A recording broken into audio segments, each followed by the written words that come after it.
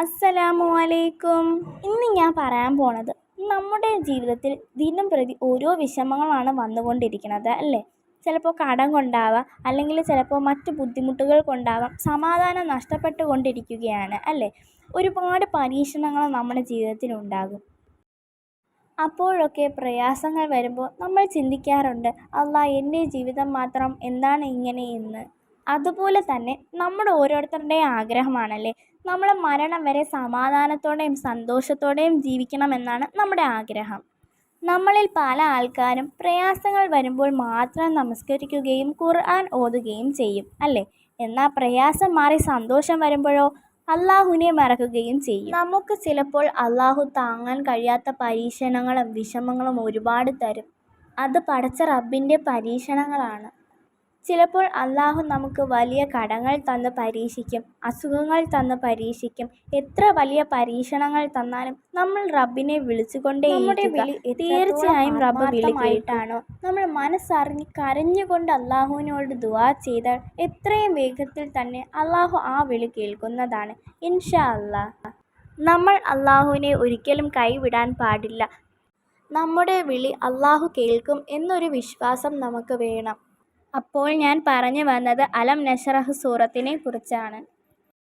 നബി സല്ലല്ലാഹു അലൈഹി വസല്ലമ തങ്ങൾ പറഞ്ഞു, ആരെങ്കിലും അലം നശ്റഹ് സൂറത്ത് ഓതിയാൽ ഞാൻ ദുഃഖിതനായിരിക്കുമ്പോൾ അവൻ എന്നെ വന്നു സന്തോഷിപ്പിച്ചവനെ പോലെയായി.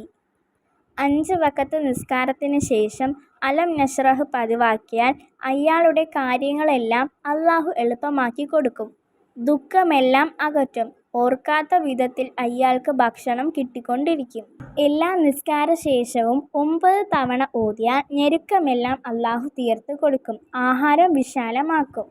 എല്ലാ നിസ്കാര ശേഷവും അലം നശ്റഹ് 40 വട്ടം 7 ദിവസം ഓതിയാൽ അള്ളാഹു അയാളെ സമ്പന്നനാക്കും. ഇത് വളരെ ഉറപ്പായ കാര്യമാണ്, ഒരിക്കലും സംശയിക്കേണ്ടതില്ല.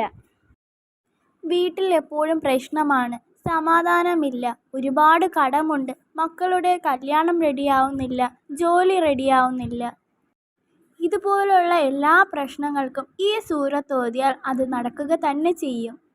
നമ്മുടെ ജീവിതത്തിൽ ഏത് പ്രശ്നങ്ങളും പ്രയാസങ്ങളും ബുദ്ധിമുട്ടുകളും തടസ്സങ്ങളുമായിക്കോട്ടെ, അതിനെല്ലാം നീക്കി ആശ്വാസം നൽകാനും എളുപ്പമാക്കാനും ഈ സൂറത്ത് കൊണ്ട് കഴിയും. ഈ സൂറത്തിന് അത്രയ്ക്കും പവർ ഉണ്ട്. നെഞ്ചുവേദന, ഇതുപോലെയുള്ള ഹൃദയ സംബന്ധ രോഗങ്ങൾക്കും കിഡ്നി രോഗങ്ങൾക്കുമുള്ള ഖുർആനിക മരുന്നാണിത്.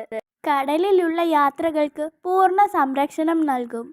ഗൾഫിലേക്ക് പോകുന്നവരും അവിടെ നിന്ന് നാട്ടിലേക്ക് വരുന്നവരും ഈ സൂറത്ത് ഓതി യാത്രയ്ക്ക് ഇറങ്ങുന്നത് നല്ലതാണ്. ഗർഭിണികളായ സ്ത്രീകൾ ഈ സൂറത്ത് ഓതിയാൽ സുഖപ്രസവമായിരിക്കും.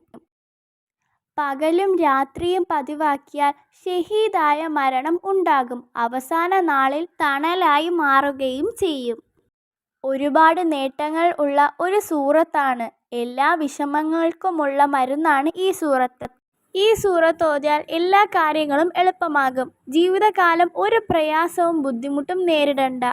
ജീവിതകാലം ഒരു വിഷമവും ഉണ്ടാകില്ല. മരണം വരെ മനസ്സമാധാന ജീവിതം ഉണ്ടാകും. ഹൃദയ വിശാലത ലഭിക്കാനും നല്ല സ്വഭാവം ലഭിക്കാനും ഈ സൂറത്ത് പതിവാക്കുന്നത് നല്ലതാണ്. ഈ സൂറത്ത് ഓതിയാൽ മടി മാറും. നമസ്കരിക്കാൻ മടി, ഖുർആൻ ഓതാൻ മടി, പഠിക്കാൻ മടി, ജോലി ചെയ്യാൻ മടി, ഇതെല്ലാം മാറിക്കിട്ടും. ബുദ്ധിശക്തി വർദ്ധിക്കാനും ഓർമ്മശക്തി വർദ്ധിക്കാനും ഈ സൂറത്ത് ഓതുന്നത് നല്ലതാണ്. ഈ സൂറത്ത് ഓതിയാൽ മനസ്സിലുള്ള എല്ലാ ആഗ്രഹങ്ങളും നിറവേറും. വീട്ടിലുള്ള എല്ലാ സാമ്പത്തിക പ്രശ്നവും ഇല്ലാതാകും.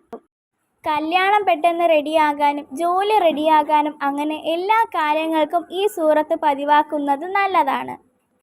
എത്ര കടമുണ്ടെങ്കിലും കടങ്ങൾ വീടപ്പെടും. എല്ലാ ആഗ്രഹങ്ങളും പെട്ടെന്ന് സാധിക്കും. എല്ലാ നിസ്കാരത്തിന് ശേഷവും ഒരു വട്ടമെങ്കിലും ഈ സൂറത്ത് ഓതാൻ മറക്കല്ലേ.